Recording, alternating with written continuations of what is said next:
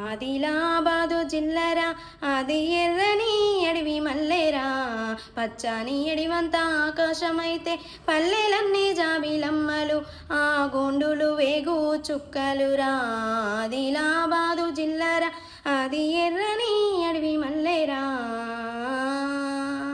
తిరుగుబాటుకు తిలకాన్ని దిద్దిన ఇంద్రవెల్లికి పురుడు ఓసిందిరా